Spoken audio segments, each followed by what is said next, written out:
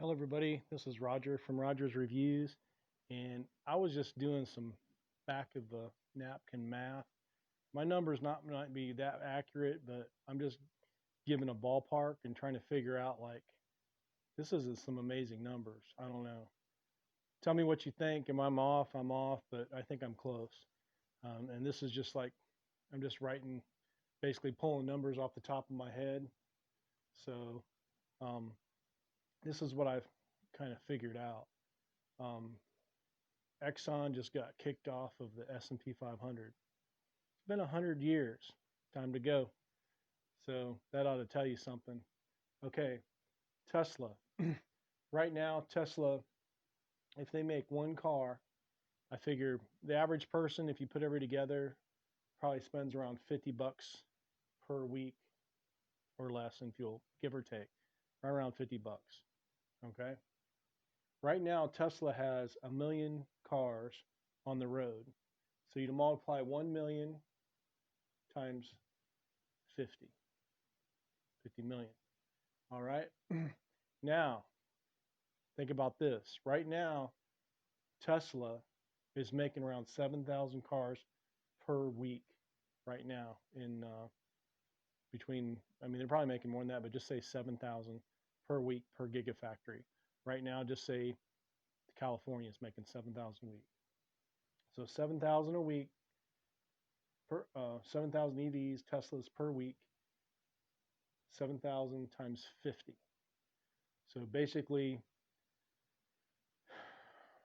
$35,000 per week is lost in fuel purchases. So, okay, you've got just think about this. Every week, when everybody gets started, okay, it's going to be 7,000 per gigafactory. You got the one in California, the one in Nevada, the one in China, the one in Texas, and the one in Germany. Just pretend next year all these factories are going to be making around 7,000 EVs or more, give or take. But just let's just, for example, let's just say seven, and let's just say $50 for every EV they sell. That's $50 worth of fuel per EV. They're taking out of the OPEC's pocket. Whoever's selling us oil, just whoever they are, that's $50 per week we're not spending on oil. And that's what I don't understand either is like where we're buying oil from, most of these people we buy oil from really don't approve of how we live and they don't really care about us at all. So, and there are a lot of times these are the people that are funding other people to come over and make our lives miserable. So we're actually funding the people that don't like us, and we're funding the people that basically the terrorists, these people that basically hate us. So why would you pay people and fund them to make your life miserable? Just doesn't make any sense. So we're taking money out of OPEC's pocket, Exxon, all these big oil companies. Basically, for every time someone buys a vehicle, $50 per week in fuel is not going to them to fund them. So if you take one, two, three, four, five gigafactories, and they're making around 7,000 vehicles per week, you end up with 35,000 vehicles per week. So 35,000 vehicles times 50 bucks. So I think you come up with it's 350,000 times five factories equals $1,750,000. And then you got to multiply that by 52. So these numbers get pretty staggering.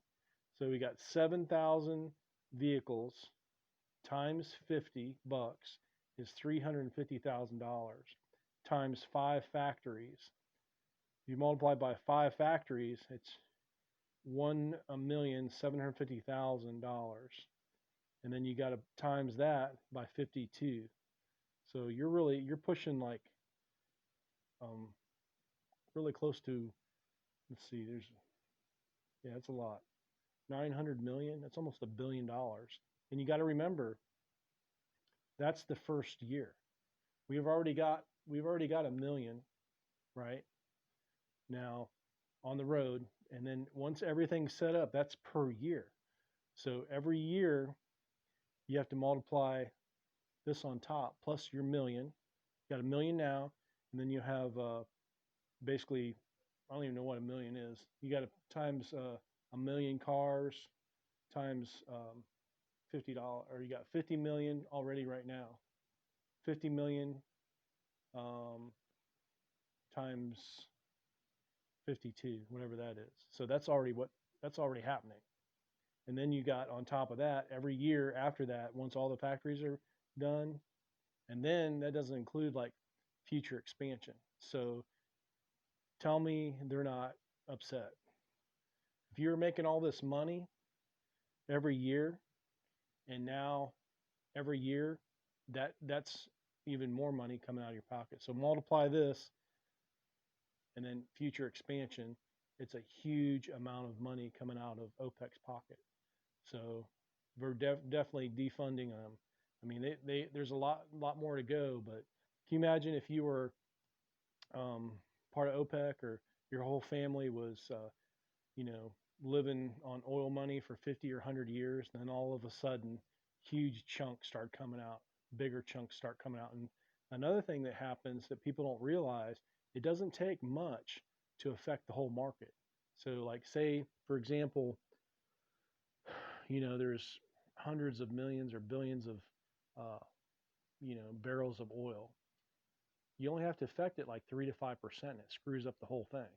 So we're getting to the point where we're getting probably going to be in the next year or two, we're going to be up to 3 or 4 or 5%, and it's going to mess up. You're going to have a surplus of oil, and it's just going to keep getting worse and worse and worse.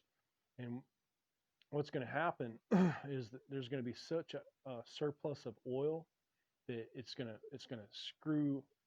just really screw up the whole oil market, and then the prices are going to get all messed up, and then they're going to be fighting, and then it's just going to be a big mess in the oil industry. So, and this is just Tesla. We're not even counting all the other manufacturers that are going to start building electric cars. This is just one company out of many. I mean, Tesla builds the most cars. That's why it chose them.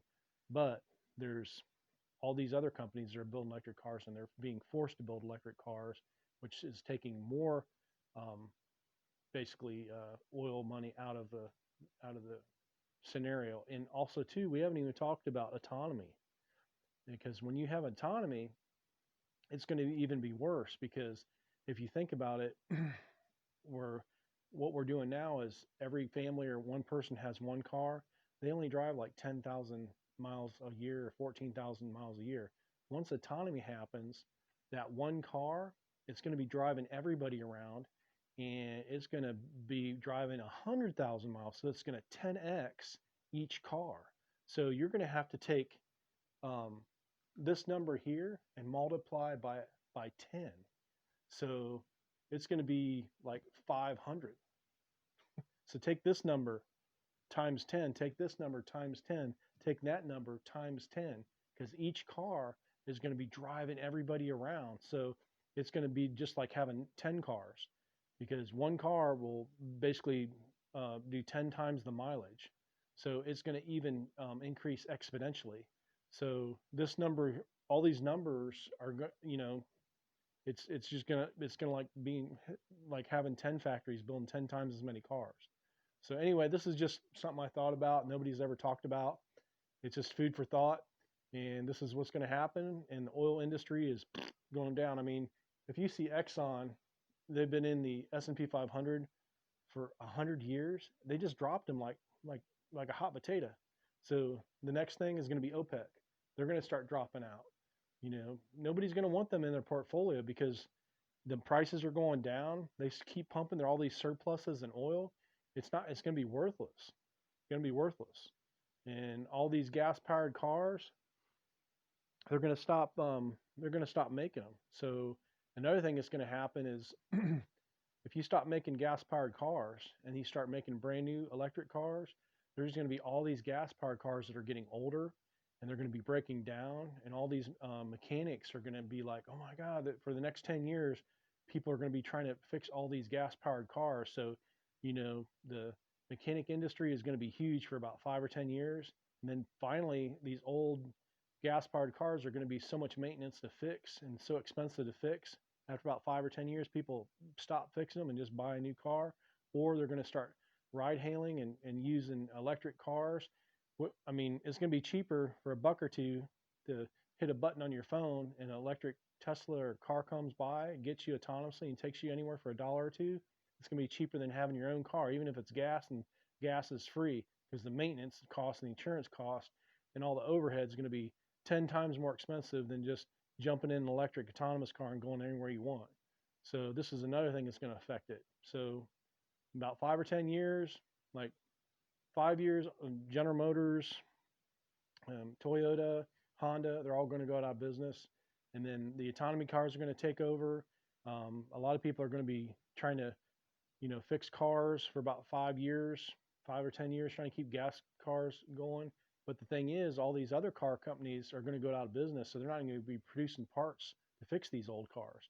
So it's going to be a huge transition. It's going to be a huge market for fixing cars, and that's going to drop off. And then basically the autonomy is going to come on. So it's going to be like all the gas cars are going to drop immediately. And then all the electric cars are going to take off because they're going to build either brand new electric cars or fixing old gas powered cars. So there's going to be a huge transition, and then the next 5 to 10 years is going to be a landslide. It's going to be a huge freaking change all at once. It's going to build up to that point, and then it's going to boom. So 5 years, 5 to 10 years, everything's going to change. The whole landscape's going to change. Everything's going to change. So now's a good time to invest in Tesla. And if you buy a gas-powered car, just like he said, it's going to be like buying a horse. Nobody's going to want it in a few years. This is Roger with Roger's Reviews, just crushing some numbers and on the back of a napkin math, just doing some weird numbers that nobody's talked about, but I think this is what's going to happen. Call me crazy, but I think this is going to be the future. If you like this video, crush the like button, and I'll bring you more like it. Have a great day.